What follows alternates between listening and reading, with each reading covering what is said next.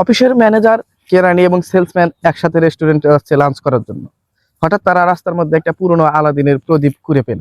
প্রদীপে ঘষা দিতেই একটা দৈত্য এসে হাজির এবং বলল, আজকে আমি তোমাদের একটা করে মনের ইচ্ছা পূরণ করব।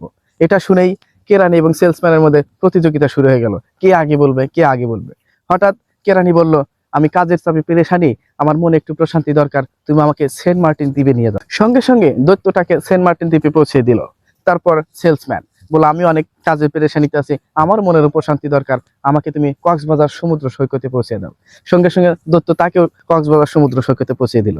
এবার বাকি থাকলো ম্যানেজার। ম্যানেজারকে বলা হলো, তোমার কি ইচ্ছা? ম্যানেজার একটু সময় নিয়ে ভেবে চিন্তে বললেন, আমার অফিসে অনেক কাজ বাকি আছে, আমি সেলসম্যান এবং কেরানিকে আমার অফিসে চাই। ব্যাস, সাথে সাথে সেই দুটাকে আবার অফিসে নিয়ে আসা হলো। এই ছোট্ট ঘটনা থেকে আমরা দুইটা শিক্ষা অর্জন করতে পারি। এক নাম্বার শিক্ষা হচ্ছে, আপনি যদি কারো অধীনস্থ হন, অর্থাৎ আপনার ঊর্ধ্বতন বস বা ম্যানেজারকে সবসময় আগে কথা বলার অগ্রাধিকার দিবেন, তাহলে আপনার কথার গ্রহণযোগ্যতা থাকবে।